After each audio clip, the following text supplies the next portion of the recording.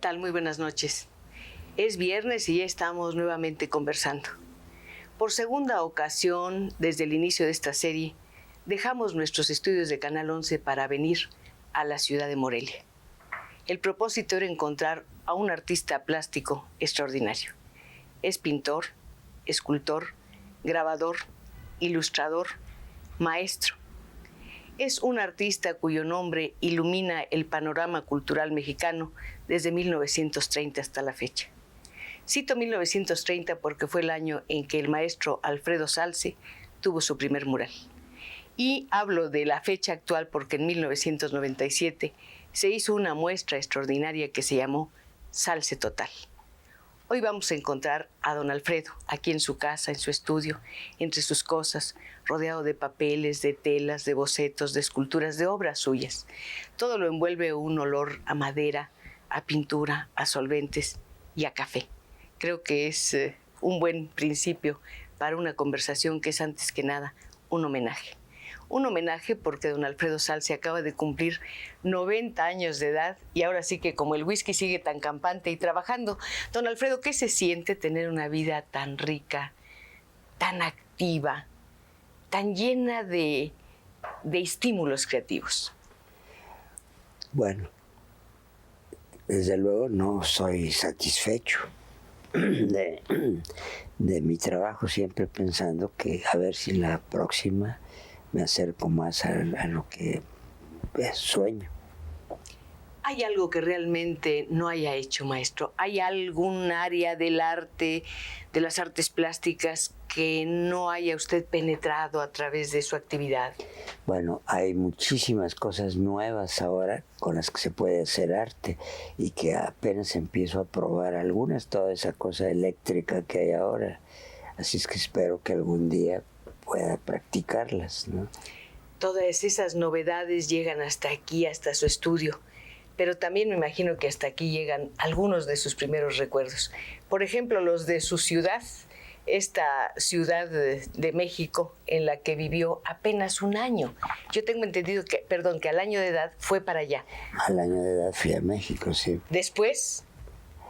Bueno, vivimos en Tacubaya, que era una ciudad preciosa, colonial, magnífica, y que ahora está destruida como casi todos los lugares que me gustaron en México. Colonias enteras son horribles ahora y era donde viví mucho tiempo. ¿Cómo es la ciudad de su infancia? ¿Cómo es la ciudad de su adolescencia? ¿Cuáles son los rumores citadinos que lo acompañan a sus primeras clases de pintura? Bueno, mire usted, para dar una idea casi increíble, yo tenía 16 años cuando entré a la academia y la última clase era a las 10 de la noche y mientras uno platica con los amigos, todo se hace más tarde, pero a las 8 de la noche la capital estaba completamente dormida, las calles desiertas, absolutamente. Y yo me venía a pie 1 hora de la academia a mi casa. Jamás hubo ningún asalto, ni nada parecido como ahora que hay en pleno día. Pasan cosas terribles, ¿no? Esa era la Ciudad de México antes. ¿Cuáles fueron sus colonias? La colonia de San Rafael, la colonia de Santa María, es donde más viví. En este momento, si usted pudiera, ¿volvería a esas colonias que tienen, pues, no sé, el recuerdo, la sombra de su infancia? Mire usted, amigos y parientes me dicen, ¿cuándo vienes a México? Y les digo, lo menos posible. Resulta que a todos los han asaltado, no dan muchas ganas de volver a ese lugar y todo cambiado. Maestro, todo cambia, pero además la Ciudad de México, recuerde que es la más grande del mundo y es una ciudad muy estimulante. Más allá de la actividad cultural que hay ahora, que es extraordinaria, la ciudad misma, con sus edificios, con su ruido, con su desorden, hasta con lo feo que tiene, yo creo que puede ser pues un gran impulso para los artistas, para los creadores. Bueno, yo estoy de acuerdo. Y el último grabado que hice en México enseña un poco esa fealdad que también me provoca para pintar. Quiero decir, la vida siempre, como sea, como venga, es un estímulo y una cosa para pintar. el maestro Alfredo Salce se refiere a un grabado de él de 1947. Tiene un título muy largo: La Ciudad de México convirtiéndose en una gran ciudad. Es un grabado impresionante. A mí me gustaría que nos dijera la historia de ese grabado, que enseña pues una escena que desgraciadamente vemos todos los días. Un hombre, un marginado, luchando, si no es que convenciendo a los perros de que no lo despojen de las miserias que puede encontrar en una calle. ¿Cómo nace ese grabado? Mire usted, yo llegaba a mi casa, que era Colonia de Santa María la Ribera, a un media cuadra de la Alameda de Santa María, de noche. Primero daba yo el nombre, el número de la calle, después ya se había descompuesto tanto esa colonia que nomás le decía yo al taxista: ¿dónde está el montón de basura? Era mejor que... ¿Era la referencia? El montón la de referencia basura. Mejor que los números de las casas. Y un día, una noche, que llegué a las 2 de la mañana, vi a un pepenador que sacaba papeles del bote de la basura y los echaba en su costal. Espantaba al perro que le estorbaba, y a la tercera vez se puso a platicar con el perro a esa hora, diciéndole: ¿qué quieres? Carne ni yo la como. Tú puedes comer basura, pero yo no puedo llevar basura a mis hijos. Me impresionó tanto eso, que al mismo tiempo hasta esa colonia, en la noche se oían los martillos hidráulicos clavando postes para los rascacielos. Entonces le puse a ese grabado el nombre de México se transforma en una gran ciudad, pero la miseria era tan evidente como siempre, o quizá más el contraste. Para un joven habitante de la Ciudad de México, todas estas escenas son impresionantes siempre, pero creo que un artista tiene una mirada distinta. ¿Cómo selecciona el artista las escenas de la vida cotidiana que después va a plasmar en su obra? Bueno, yo todos mis temas los tomo de la vida, de la naturaleza, de las relaciones con la gente, escenas de trabajo. Esos son mis temas, de manera que es cosa de sentir nada más. Yo en mi caso me emociono y puede entonces ya ocurrírseme una manera de resolver plásticamente lo que estoy viendo. Mencionando relaciones humanas, a mí me gustaría que retrocediéramos a los años 24 y 27, cuando usted estudió pintura, y después cuando estudió grabado y talla. Me encantaría saber quiénes fueron sus maestros, qué ambiente privaba en la escuela y, sobre todo, qué actitud tenía la sociedad de aquellos años hacia un joven que quería dedicarse al arte. Mire usted, era una ciudad que no tenía una sola galería, no había mucho interés por el arte plástico. Cuando vino Diego Rivera en 22 de Europa, con con fama, con una tradición ya antes de irse ya era una persona conocida. Entonces fue un testigo del gran movimiento de arte moderno de Europa, de Francia concretamente, amigo de los poetas más conocidos, de los pintores, amigo de Picasso, de Matisse, de todos los grandes artistas. Entonces, él le pidió a Obregón, que acaba de tomar el gobierno, que así como los campesinos querían tierras, los pintores querían muros para interpretar la revolución. Por eso es que la pintura mural nace con un sentido social ya desde el principio. No era, a un soldado no le hubiera interesado que le pintaran paisajes, sino lo que acababa de vivir y que estaba en el aire pues todavía. Entonces empezó la pintura mural, de manera que era una ciudad muy pequeña, la Ciudad de México. Para dar una idea, en 1934, para que México pudiera tener entrada en los medios de comunicación para el turismo, necesitaba ser una ciudad de 2 millones. Y entonces desde ese año se juntó la Villa de Guadalupe, la Ciudad de México, Mixcoac, Tacubaya, Mixcoac, San Ángel, Xochimilco, Tlalpan, las delegaciones, todo el Distrito Federal, todo el Valle de México, para juntar 2 millones de habitantes, cuando muy pocos años después solamente un barrio, Netzahualcoyo, tenía más de los 2 millones y actualmente tiene 4 o más también.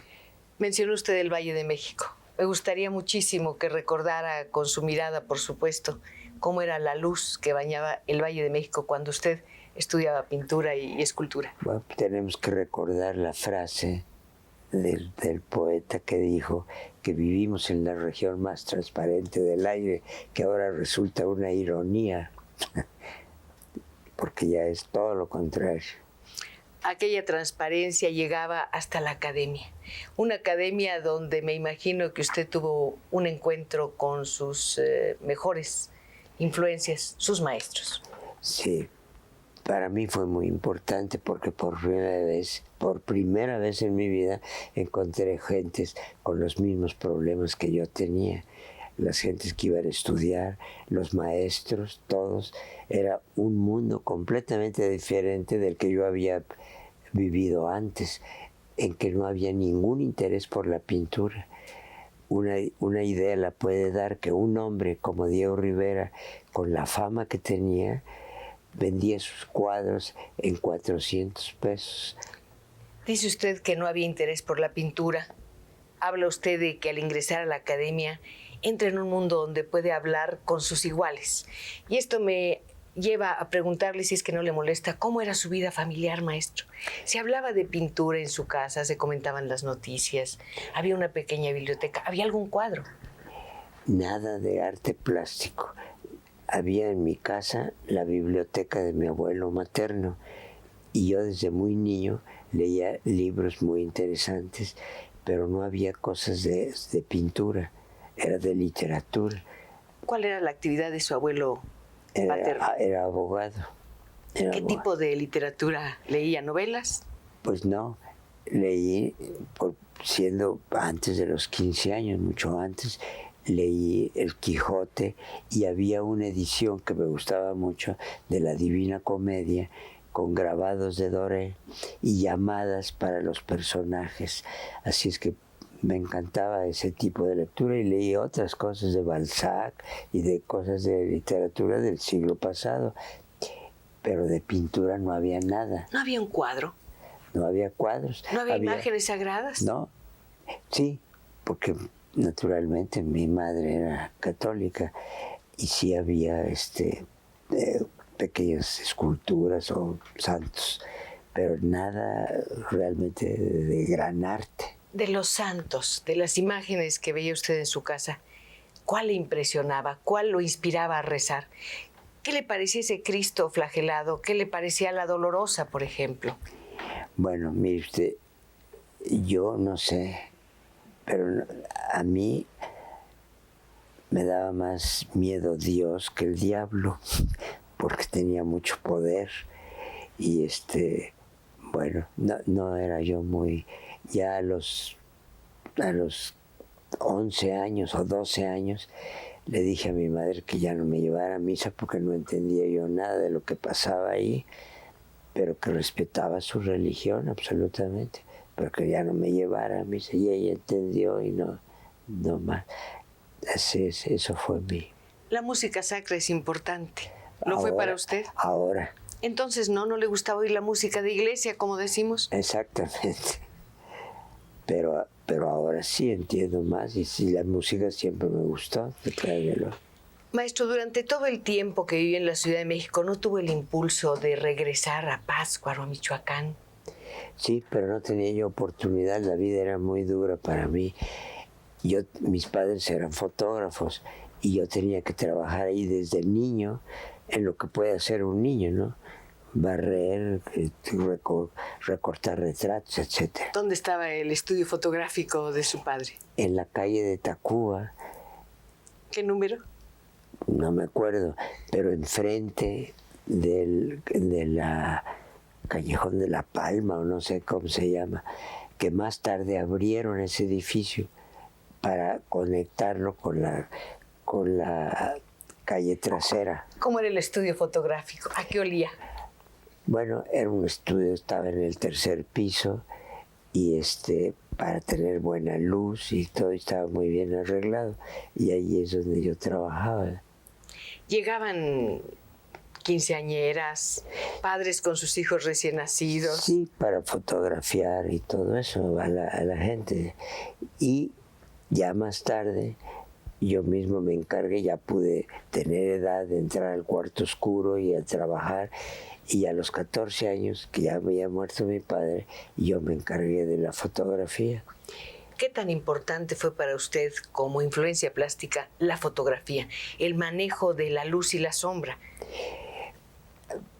Pero es muy limitado, porque era nada más para retratar.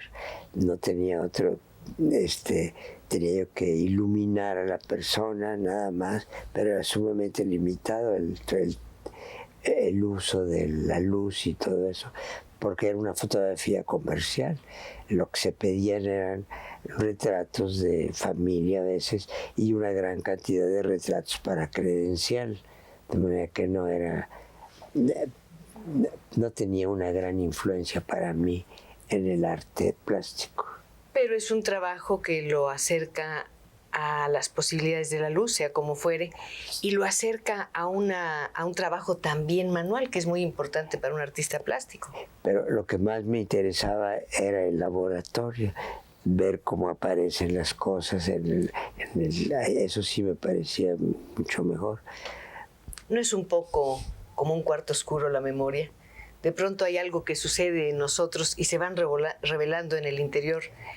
Escenas de la vida, escenas muy antiguas. Así es, exactamente. Eso me interesaba más que la otra parte exterior. En el laboratorio era una cosa de fantasía, ver un papel blanco que empieza a aparecer en el agua, las figuras. Eso era...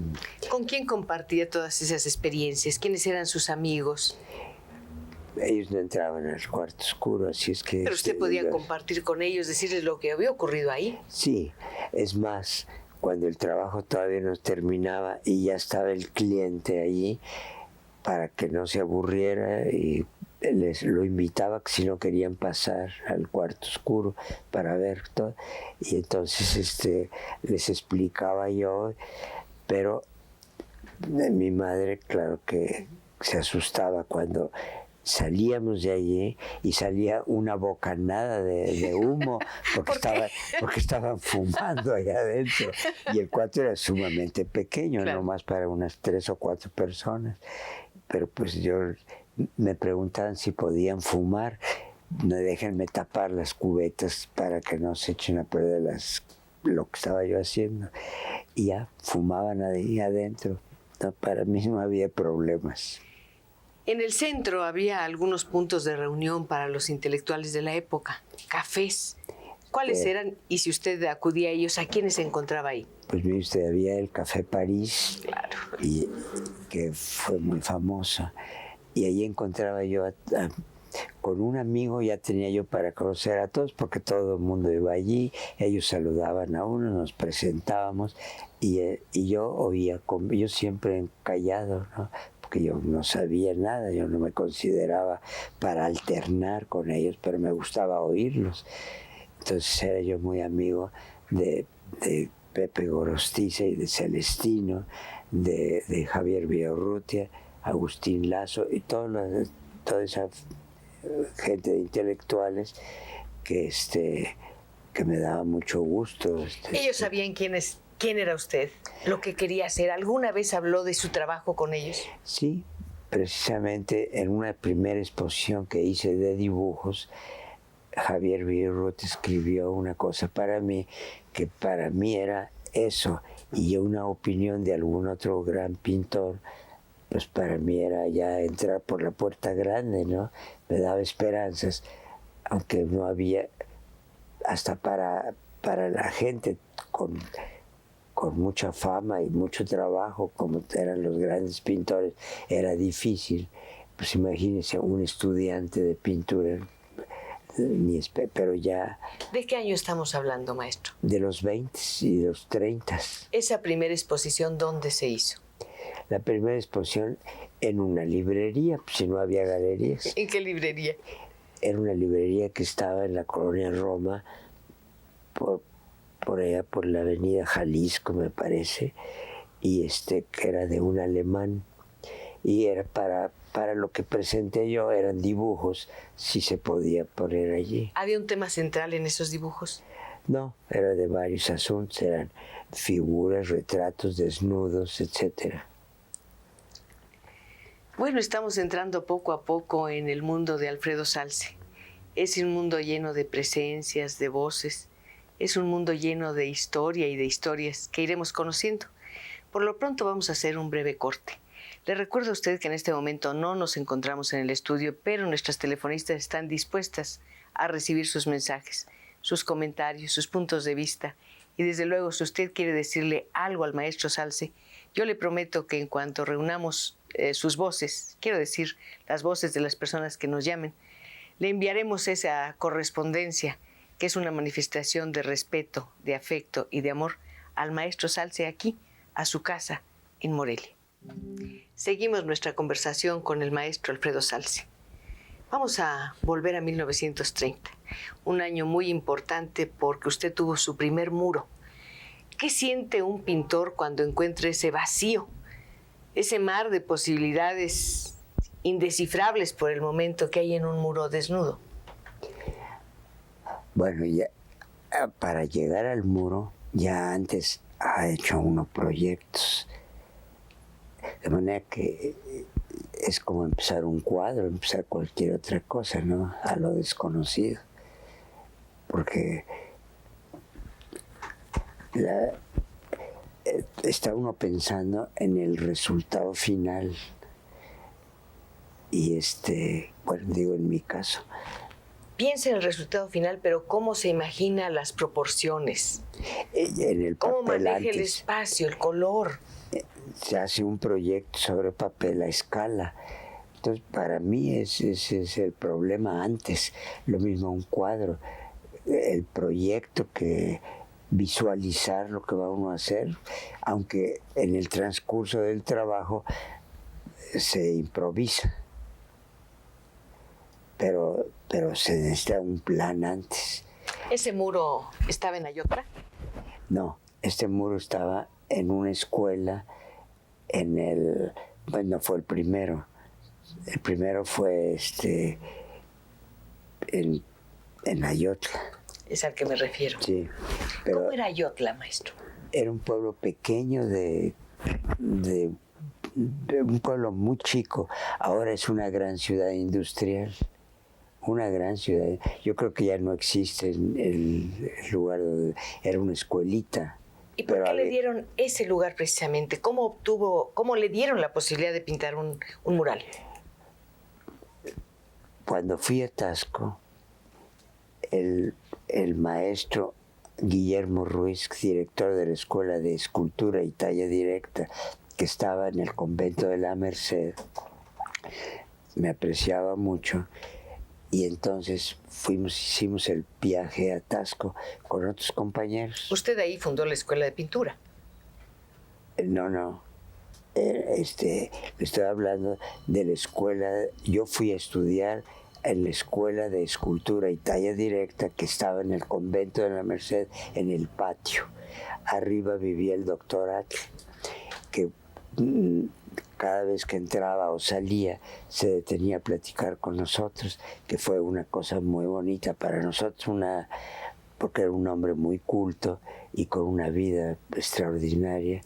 Así es que nos hablaba mucho de sus viajes a Europa, de cómo había él hecho un viaje a pie desde España hasta el sur de Italia, siempre quedándose en algún lugar porque está muy poblada toda esa parte, y nos hablaba de la sorpresa de ver una pequeña iglesia pintada por alguien que ya estaba en la historia del arte.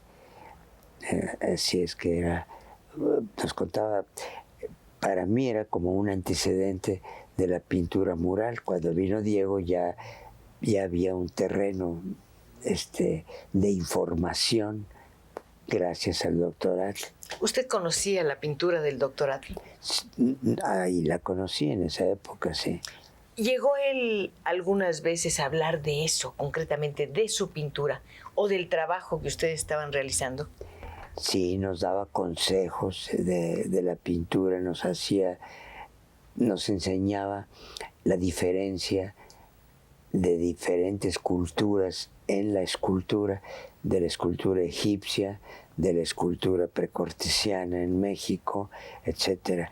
Nos decía, por ejemplo, en cuanto al acabado, que para él la escultura más terminada era la china, y daba una figura, para decirlo, que era como una piedra de río, tan acabada, tan trabajada como pocas.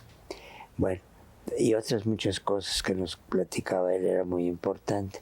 Bueno, fuimos a un viaje a Taxco porque acababa de abrirse la carretera que iba a Acapulco, y se hablaba de que se había descubierto un pueblo que nadie conocía, que era Taxco, un pueblo colonial que era precioso. Pues vamos a conocerlo. Entonces, de Cuernavaca, dormimos esa noche en Cuernavaca, de México a Cuernavaca, y de Cuernavaca a Taxco se hacían 5 horas en coche. Entonces era muy curioso porque ya veía uno Taxco, ya llegamos, pero otra vez bajar y subir, y ahora Taxco lo veíamos del lado izquierdo, pues si ya casi llegamos, pues otra vez abajo a dar vueltas. Ahora estaba del lado derecho, pero nunca llegaba un atasco. Así es que 5 horas. Cuando llegamos me pareció maravilloso, y me dijo entonces el maestro Ruiz, ¿qué le parece si hiciéramos aquí una escuela y usted se viniera a vivir a Taxco? Para mí sería la primer trabajo. Ya por eso era muy bueno, cualquier lugar hubiera yo ido, pero además en ese lugar me pareció precioso. ¿Era un lugar solitario? No, era un pueblo chico, pero que ya paso para el Acapulco. Pero en ese pueblo chico, a lo mejor alguien se preguntó, ¿para qué queremos aquí una escuela de pintura? Bueno, sí, resultó que tuvo tanto éxito mi escuela que vino la maestra de la directora de la escuela primaria a decirme que necesitábamos horas, que no podía yo estar todo el día allí, aunque yo sí estaba todo el día trabajando, pero los niños tenían que ir a la escuela, y sí lo entendí. Entonces ya pusimos que nada más en la tarde me lo impuso la directora de la escuela, o le quitaba yo a todos los niños. O sea, ahí sus alumnos eran niños, porque Eran usted niños. Tengo entendido Sí, que durante varios años dio clases de pintura en las primarias, o en la primaria de la SEP. Eso fue después. Allí fue mi primer trabajo, la primera vez que tenía yo un trabajo en mi vida. El trabajo en la fotografía no me daba nada, yo tenía que dar, pero sí. El hecho de dar clases de pintura no le quitaba energía y tiempo, desde luego, para su propio trabajo pictórico. No, en este sentido. Antes de ir me dijo el maestro, ¿por qué no va a ver a Diego a su casa y le enseña sus cosas y platica con él? Y fui a verlo. Vivía entonces en una casa pequeña, acababa de vivir solo, se había divorciado de Lupe Marín, y estaba con un arquitecto, el arquitecto que forró el edificio que era para el Palacio Legislativo y se convirtió en el Monumento a la Revolución. Entonces estaba él platicando con el arquitecto cuando yo llegué, y le dije que yo era estudiante, que yo había estado cuando él fue director de la academia, y entonces le enseñaba mis dibujos y le dije lo que yo iba a hacer en Taxco. Entonces sentó, lo empezó a ver y le dije, perdón, no quisiera quitarle el tiempo, es nomás una especie de presentación. Y me dijo, no hay cuidado. Y los empezó a ver. Y entonces me dijo él, bueno, ahora que va usted a Taxco y a trabajar con niños, estudie mucho los dibujos de los niños para que pueda usted quitarse todos los resabios de la academia, me dijo él. Es decir, una cosa de frescura que tiene un dibujo de un niño, soluciones sorprendentes, porque ellos no saben, para ellos no es arte, para ellos todos los niños les gusta la pintura, dibujar. Pero a ellos no les interesa como dibujo, es una forma de expresión. O sea que hasta hablan cuando dibujan, explicando lo que están haciendo. Ellos, como no saben escribir, pues saben dibujar. O sea que la mirada del artista tiene que ser inocente otra vez. Esa era la lección que ¿Y cómo proteger esa inocencia? Bueno, como decía Diego, estudie los dibujos de los niños. No me refiero a eso, maestro, me refiero a lo que ocurre con el artista, cómo lo cerca a la sociedad. Yo no sé si tiene que empezar a proteger su inocencia en el momento en que firma un cuadro con la conciencia de que a partir de ese momento esa tela tiene un valor agregado. Bueno, ese es ya el final, pues lo más importante es todo el proceso del cuadro. Ahí es donde uno tiene que tener cuidado, ¿no? Pues ya después ya no hay nada que hacer. Usted mencionó a Diego Rivera. Es inevitable entonces mencionar a los tres grandes, a los tres muralistas, con quienes me imagino tuvo relación, y no sé si habrá tenido inclusive una amistad profunda con alguno de ellos o con los tres. Bueno, la relación era con Diego como maestro, que lo veía yo, ya de amistad con gente que estaba más cerca en la edad. Con Tamayo fuimos muy amigos, al grado de que todos los sábados íbamos a bailar juntos. Así es. Sabe que él nunca quiso tocar la guitarra. Para mí era buen guitarrista. Y tenía una voz maravillosa. Ya hace poco, cuando vino a México, antes de morir, que vino a Morelia, le preguntaba yo que si ya no cantaba, me dijo que ya no. ¿A qué lugares iban a bailar usted y Tamayo? Eso debe haber sido una escena que, lástima, no, pues, que la perdí. Había un lugar que se llamaba el Zimmer Dancing, que estaba... ¿Zimmer Dancing? ¿Dónde estaba? En 16 de septiembre, ya muy cerca de San Juan de Letrán, de lo que ahora es otro nombre, ¿no? Y íbamos todos los sábados y pues teníamos que pagar y bailar, comprar boleto y bailar con las muchachas que iban ahí, ¿no? Ahí, todos los sábados. ¿Qué ritmos bailaban en aquella época? Pues los mismos de ahora, danzón y foxtrot y vals. ¿Usted cree que iba también Orozco a esos bailes o no? No. Íbamos Tamayo, Fernando Gamboa y yo. ¿Cómo se encontró? ¿Cómo fue su relación con el maestro Orozco? Bueno, le contaba yo que lo encontré cuando iba yo con Pablo y O'Higgins y Leopoldo Méndez cerca del monumento donde por ahí vivía Orozco. Lo encontramos en la calle y ahí lo empecé a tratar.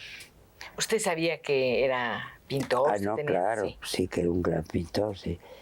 Y bueno, la primera vez que fui a su casa, también con problema, Antonio Rodríguez, que era el excelente crítico, sí, crítico y periodista, me vino a buscar a mi casa y estaba muy preocupado porque Orozco estaba muy enojado por un artículo que él había escrito y me dijo, acompáñame, dice, porque no quiero ir solo con Orozco.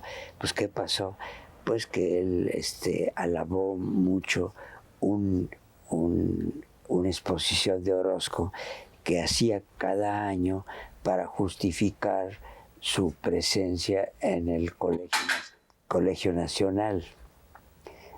O sea, así se llama, Colegio Nacional, claro. ¿verdad? Diego hacía una exposición y daba conferencias, Diego daba conferencias, Orozco hacía una exposición diferente, y alabó mucho unos ataques que había hecho Orozco, naturalmente, a no sé qué institución o algo así, y no le gustó a Orozco.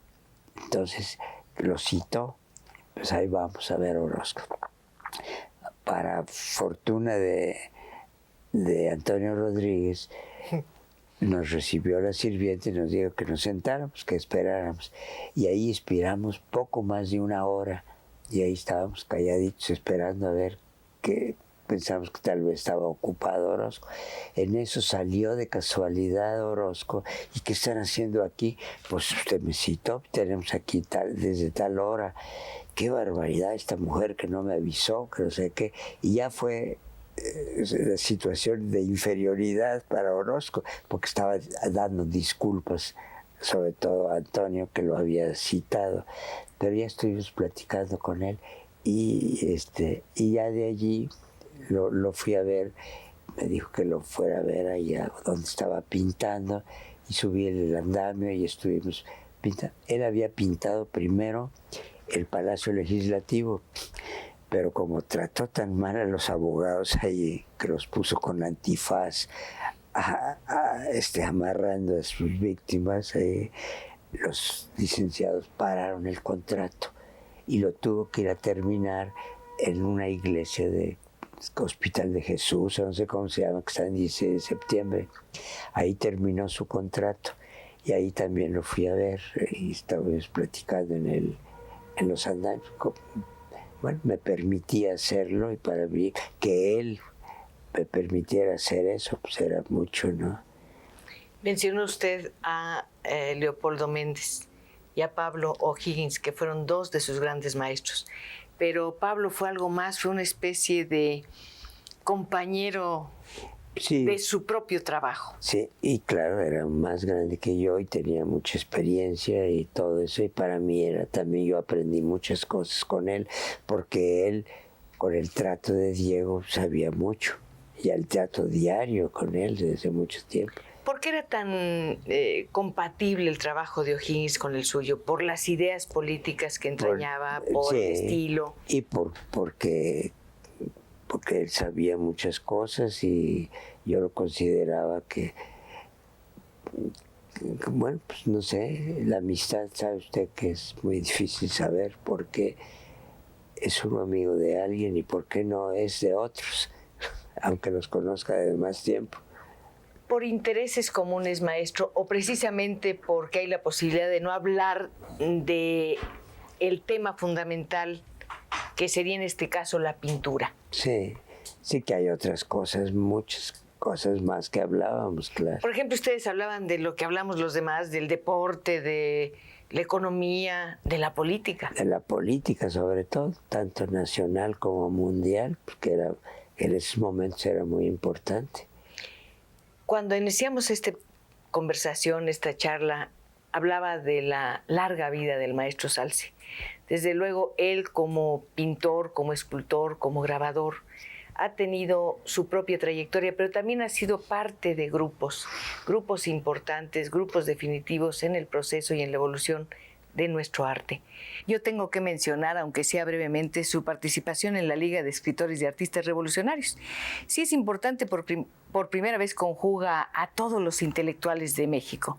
Ahí me gustaría que nos hablara precisamente de ese momento en la historia de nuestro país. Mire usted, en ese momento había una gran propaganda en favor del nazismo. ¿Estamos hablando de los años? Poco antes de la guerra, en el año 40, 41, y se creó la Liga de Escritores y Artistas Revolucionarios para neutralizar tanta propaganda, haciendo conferencias, mítines, publicaciones que hacía la misma organización, con otras organizaciones progresistas en compañía de otras personas. Y por eso fue importante esa época también. Y la LEAR eran las iniciales de la Liga. ¿Tenían una afiliación política los miembros del ALEAR? Unos sí y otros no. Había, claro, gentes que militaban en partidos progresistas, ¿no? Pero no todos. ¿Usted ha militado en algún partido político, maestro? Militado, bueno, he ayudado a trabajar en un partido, pero yo no era miembro de ese partido. Un día me encuentro a un compañero, un amigo, y me dijo que si no quería yo hacer cartones políticos para el periódico del Partido Comunista, que ya había cambiado el nombre, ya no se llamaba El Machete, sino ¿cómo se llamaba ahora después? Algo de México, el no sé qué de México. Ahora no lo recuerdo. Bueno, y a mí me parecía que era una actividad muy bonita sintetizar una idea política en un dibujo y con una gran claridad política. Entonces estuve trabajando en eso como un año, haciendo cartones para el periódico La Voz de México se llamaba. Y sin ser miembro del Partido Comunista estaba yo trabajando para él. Pero usted fue ilustrador también del sombrerón de Bernardo Ortiz de Montellano. De Montellano, sí. ¿Qué tan difícil es para un pintor, para un artista plástico, combinar su trabajo, que es línea, que es forma y a veces color, con la palabra? Bueno, el ajustarse a la idea. ¿Es subordinación, maestro, o es caminar de la mano? Bueno, es claro, es una cosa de entender al escritor, a la idea del escritor, si no, no sirve. Si no, no sirve. Si hago lo que me da la gana, pues ya no sirvió para el escritor, ya no le interesa. Nuestros amigos tienen que entender que esta es una conversación así totalmente informal, donde no tenemos que ser tan rigurosos con el tiempo. Ahorita nos demoramos un poquito en el corte y lo vamos a aceptar, por supuesto. Mientras, usted puede llamar a los teléfonos en el estudio para que comente, para que participe, para que aporte, para que reflexione. A lo mejor para que le diga al maestro Salce que gracias a su trabajo plástico usted ha aprendido a mirar las cosas que nos rodean todos los días de una manera distinta. Es bonito pensar que un artista puede hacer eso. Seguimos conversando con el maestro Alfredo Salce, pintor, grabador, escultor, ilustrador. Maestro, ¿en cuál de estas ramas del arte se siente usted más identificado con su interés por comunicarse con los demás seres humanos? Mire usted, al cambiar de actividad, estoy pintando mucho tiempo y tengo que hacer un trabajo de grabado, por ejemplo. Entonces sí, siento una satisfacción y ya cambio mentalmente a eso, que después tengo que hacer algo en escultura, lo mismo, en el cambio es cuando siento la satisfacción, la diferencia de actividad, de manera de pensar en uno y la manera de pensar en el otro. Vuelve usted a los temas, es decir, el tema que fue asunto de un grabado puede ser el tema de una escultura o de un óleo. No, cada uno, ahí es donde hay un estímulo. Al cambiar hay un estímulo. De otra manera sería trabajo, ya no sería tan espontáneo. ¿Cuál es su relación entre su escultura y su pintura? Bueno, muy diferente. Se tiene que pensar diferente, son cosas. Pero entre sí, ¿cuál es la relación que hay? Bueno, la misma emoción que es la misma persona que lo está haciendo. Entonces en eso no hay diferencia. En cuanto a lo que yo siento, hay la cosa natural de que cada actividad merece ciertas cosas técnicas. Por ejemplo, en la escultura, figuras individuales, más figuras individuales que grupos. En cambio, en la pintura hay muchos grupos. Sí, o puede hacerse grupos de escultura. Si es, por ejemplo, un bajorrelieve en que se puedan poner muchas figuras, se pone. Hablar de la obra del maestro Salce me tomaría muchísimo tiempo y lamentablemente no cuento con él. Vamos a concentrarnos en los últimos minutos de este programa, a hablar de su pintura. Él ha hecho paisaje, ha hecho bodegón, ha hecho desnudos, ha hecho grupos, ha hecho animales. Y noto que tiene usted una predilección muy particular por un animal que parece un caballero de la Edad Media. Me refiero a los gallos. Sí, pues sí, usted lo ha dicho, es muy... La actitud del gallo pues es muy, bueno, ya se dice, muy gallardo. Pero ¿por qué le interesa precisamente ese animal? Habrá otros que tengan formas mucho más seductoras. No, bueno, me gusta de él y me gustan otros. Me gustan los gatos, me gusta el caballo también, es precioso. Todos los animales me gustan. ¿Hay un animal que haya sido compañero de alguna etapa de su vida? Pues el gato y el perro.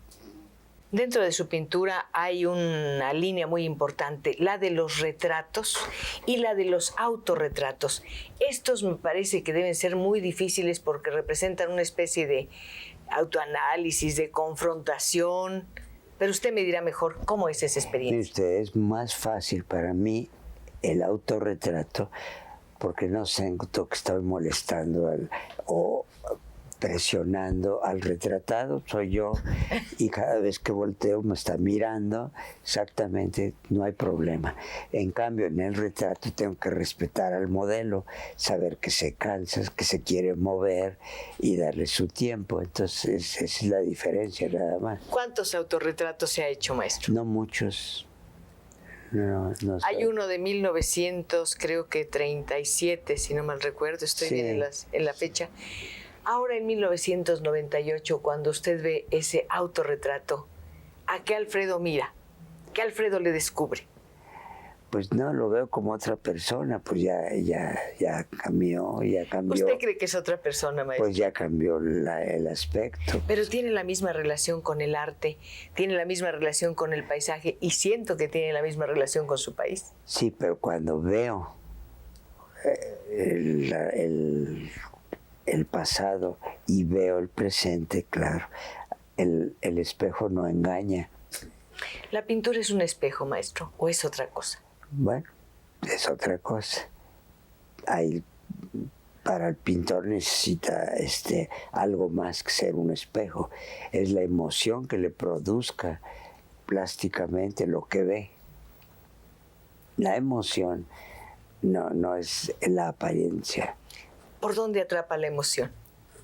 ¿Dónde comienza a retenerla? Bueno,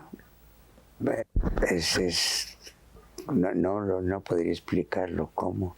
Empieza con una línea, con una forma, con una luz.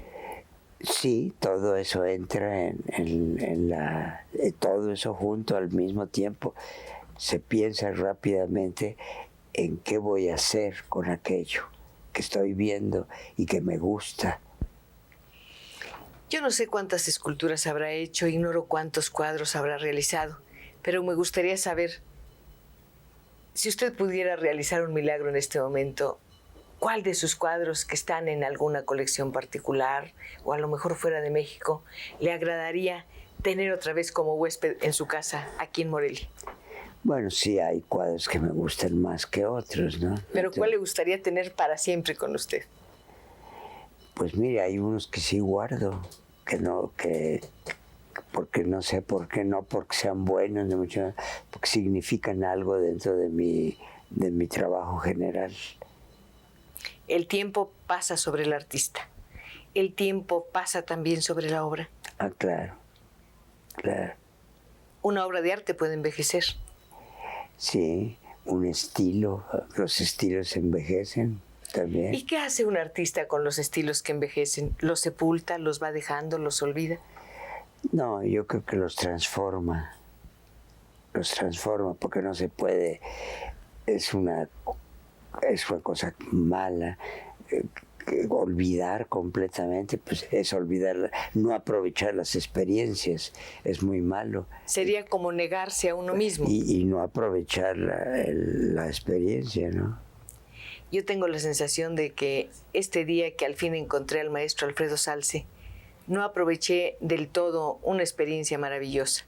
la de estar con él, la de poder escucharlo, la de poder conversar. Confío en que las circunstancias nos brinden una nueva oportunidad de encontrarnos, pero por lo pronto quiero decirle que este programa no ha sido, ni con mucho, un Salse total. Ha sido un encuentro con Salse, un encuentro bajo diferentes luces que han iluminado distintas etapas de su vida.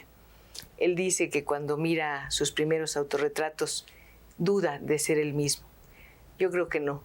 Yo creo que a los 90 años de edad, Alfredo Salse sigue siendo aquel muchacho que transitaba por el centro histórico de la Ciudad de México. Aquel muchacho que miró el mundo de una manera tan especial. Por eso, muchas gracias. Gracias de verdad. Muchas gracias a usted por su paciencia.